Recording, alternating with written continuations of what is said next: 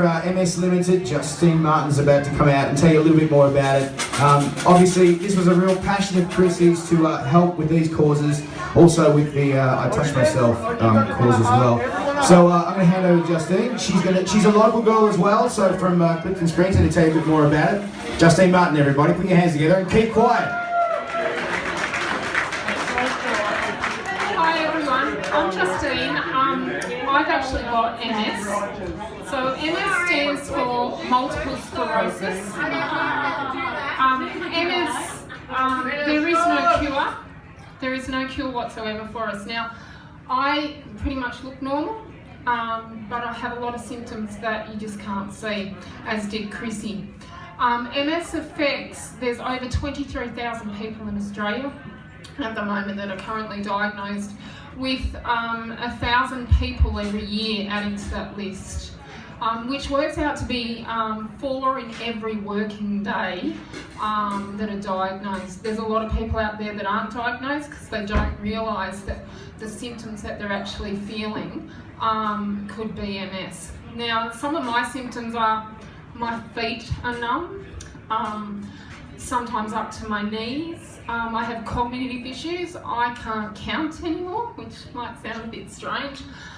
So therefore I can't work. My previous life, as I like to refer it, was in retail. And when you can't count money, it makes it extremely difficult. Thank goodness for plastic cards, because I can still shop. But I can't hide what I bought anymore, and there's a paper trail, so to speak, for it. I've got a man's brain now, guys. I so know what it's like. I can't multitask at all anymore. It is so frustrating. I totally get it. As a female, I totally get that male brain thing. Short-term memory is another issue. So if you come up and introduce yourself and your names, I will not remember at all. But I can remember things like 30 years ago that just blow people away. Like I said, there is no cure, but we do, most of us that have MS are on what's called DMTs, which are disease-modifying therapies, and they cost a lot of money. The one that I'm presently on at the moment is an oral pill that I take once a day, and it costs, it's around about $1,800 for every 28 days.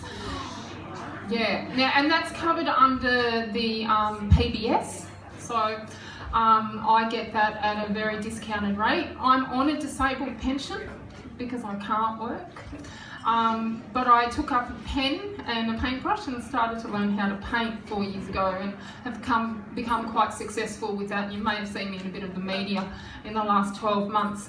Life doesn't stop when you become disabled, it just takes on a new meaning.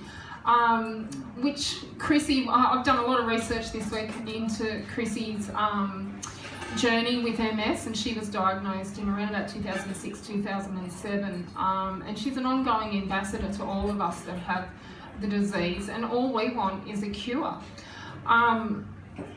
The impact that it has on the Australian population is close to $1 billion a year, which is a lot of money. So in order for us to find a cure, we need money. And tonight there's tins going around. Jim's got one, and a few other people in the crowd have got one. That money won't actually go to research. That money goes directly to people like me. It'll buy mobility aids. It'll help send someone out for the day if they're stuck at home, because it becomes very, very lonely when you are stuck and you feel that there's no one there. It'll also help for counselling, because you can imagine what it's like when you're first diagnosed and you think the world's just closing in around you. So it'll go directly to people like me. If you've got any further questions, feel free tonight to come up and ask me. Yes, I'm an MS ambassador, but I've also been living with this disease since I was 9. My mum had MS, so at the age of 9 I became her carer, and I was diagnosed myself at the age of 2 weeks after I turned 40. So most people are diagnosed between the ages of 20 and 40, and the majority of us are women. not so much men. Though they are diagnosing young children now with it as well. Diagnosing it it's not just a simple case of going and having a blood test. It takes a lot of time and effort and money to actually diagnose as well. It took them about 7 months to work out that I actually had it.